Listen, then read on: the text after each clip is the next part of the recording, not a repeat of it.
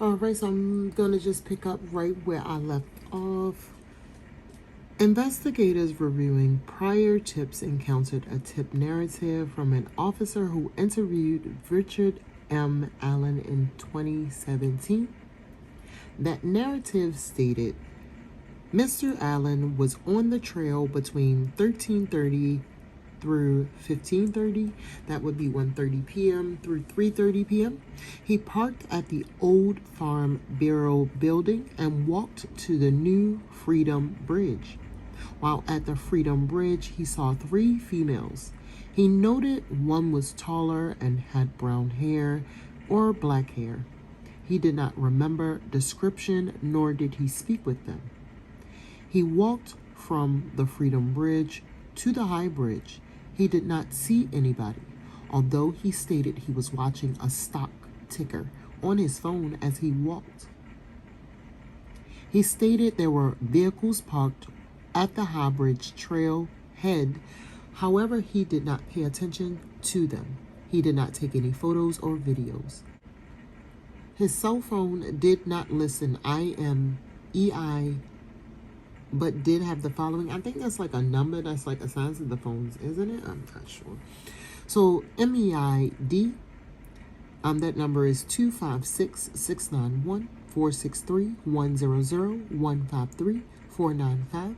The MEID HEX number is 9900-247-025-797. Potential follow-up information: who were 3 girls walking in the area of Freedom Bridge? Investigators believe Mr. Allen was referring to the former Child Protective Services building, as there was not a Farm Bureau building in the area, nor had there been.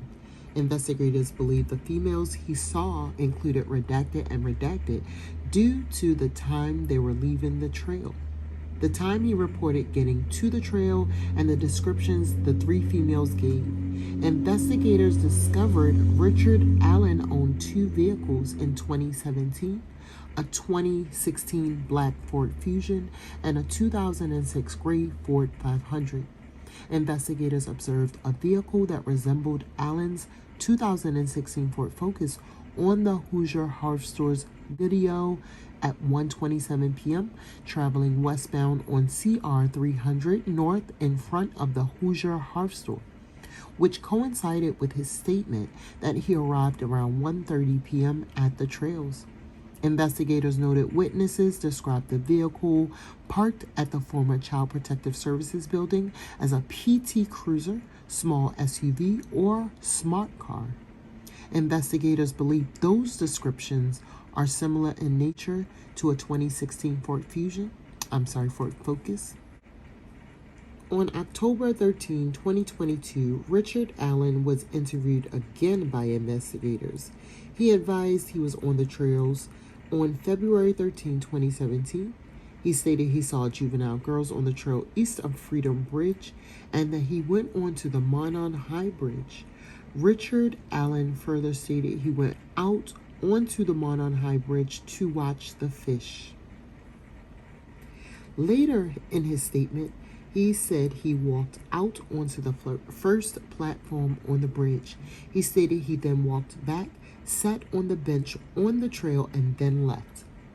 He stated he parked his car on the side of an old building. He told investigators that he was wearing blue jeans and a black or blue Carhartt jacket with a hood. He advised he may have been wearing some type of head covering as well. He further claimed he saw no one else except for the juvenile girls he saw east of the Freedom Bridge. He told investigators that he owns firearms and they are at his home. Richard M. Allen's wife, Kathy Allen, also spoke with investigators. She confirmed that Richard did have guns and knives at the residence.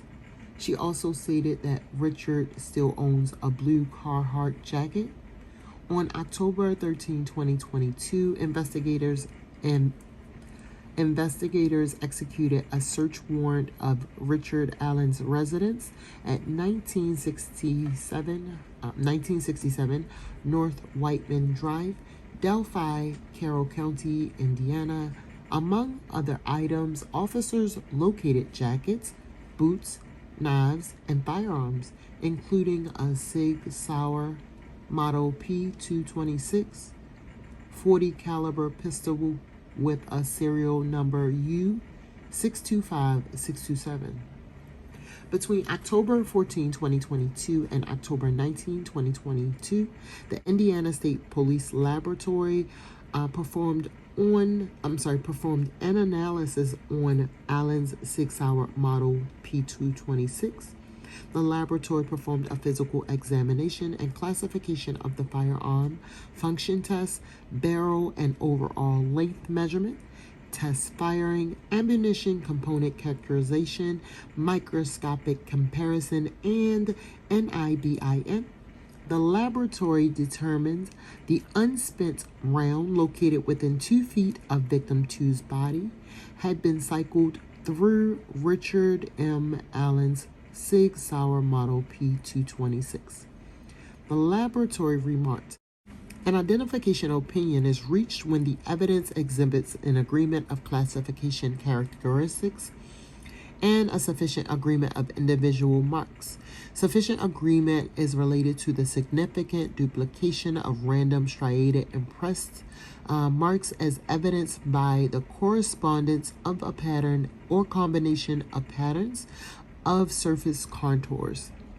The interpretation of identification is subjective in nature and based on relevant scientific research and the reporting examiner's training and experience." Investigators then ran the firearm and found that the firearm was purchased by Allen in 2001. Richard Allen voluntarily came to the Indiana State Police post on October 26, 2022. He spoke with investigators and stated that he never allowed anyone to use or borrow the Sig Sauer Model P226 firearm. When asked about the unspent bullet, he did not have an explanation of why the bullet was found between the bodies of victim 1 and victim 2. He again admitted that he was on the trail but denied knowing victim 1 and victim 2 and denied any involvement in their murders. Carroll County Sheriff's Department Detective Redacted has been part of the investigation since it started in 2017. He has had the opportunity to review and examine evidence gathered in the investigation. Detective Redacted, along with other investigators, believe the evidence gathered shows that Richard Allen is the male subject seen on the video from victim 2's phone who forced the victims down the hill. Further, that the victims were forced down the hill by Richard Allen and led to the location where they were murdered. Through the statements and photographs of the juvenile females and the statement of Redacted, and were at the southeast edge of the trail at 2:43 p.m., east of Freedom Bridge at 1:26 p.m., and walked across the former railroad overpass over Old State 25 after 1:26 p.m. and before 1:46 p.m. They walked the entirety of the trail and observed only one person, an adult male. Redacted vehicle is seen on Hoosier Harvester video at 1:46 p.m. and leaving at 2:14 p.m. And she stated she only saw one adult male. Redacted described the male in similar manners, wearing similar clothing, leading investigators to believe all four saw the same male individual. Investigators believe the male observed by Redacted is the same male depicted in the video from victim 2's phone due to the description descriptions of the male by the 4 females matching the male in the video. Furthermore, victim 2's video was taken at 2:13 p.m. and redacted saw only one male while she was on the trail from approximately 1:46 p.m. to 2:14 p.m. Investigators believe Richard Allen was the male seen by redacted and the male seen in victim 2's phone video. Richard Allen told investigators he was on the trail from 1:30 p.m. to 3:30 p.m. that day. Video from Hoosier Harv Stores shows a vehicle that matches the description of Richard Allen's vehicle passing at 1:27 p.m. toward the former CPS building. The clothing he told investigators he was wearing matched the clothing of the male in victim 2's video and the clothing descriptions provided by redacted. A vehicle matching the description of the 2016 Ford Focus is seen at or around 2:10 p.m., 2:14 p.m., and 2:28 p.m. at the former CPS building. Through his own admission, Richard Allen walked the trails and eventually hiked to the Monon High Bridge and walked out onto the Monon High Bridge. A male subject matching Richard Allen's description was not seen on the trail after 2:13 p.m. Investigators identified other individuals on the trail or CR 300 North between 2:30 p.m. and 4:11 p.m. None of those individuals saw a male subject matching the description of Richard Allen on the trail. Furthermore, Richard Allen stated that he only saw 3 girls on the trail, who investigators believe to be redacted. Investigators believe Richard Allen was not seen on the trail after 2:13 p.m. because he was in the woods with victim 1 and victim 2. Oh my goodness. An unspent .40 caliber round between the bodies of victim 1 and victim 2 were forensically determined to have been cycled through Richard Allen's Sig Sauer model P226. The 6-hour model P226 was found at Richard Allen's residence, and he admitted to owning it. Investigators were able to determine that he had owned it since 2001. Richard Allen stated he had not been on the property where the unspent round was found, that he did not know the property owner, and that he had no explanation as to why the round cycled through his firearm would be at the location. Furthermore, he stated he never allowed anyone to use or borrow the 6-hour model P226. Investigators believe that after the victims were murdered, Richard Allen returned to his vehicle by walking down CR 300 North. Investigators believe he was seen by redacted walking back to his vehicle on CR 300 North with clothes that were muddy and bloody.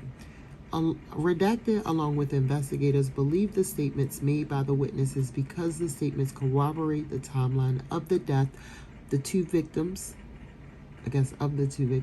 as well as coincide with the admission made by Richard Allen. Further, the accounts relayed by redacted are similar in nature, and time stamps on photographs taken by redacted correspond to the times the juvenile females said they were on the trail and saw male individual. So that is the end of that. I wonder, when he walked back, was it just that he didn't walk in the path of any of the cameras? And that's why I didn't mention anything about footage of him walking back to the car. I wonder also why they didn't have enough evidence just from his statements to get a warrant sooner, just to check his weapons, since he had admitted that he had guns. I just was wondering.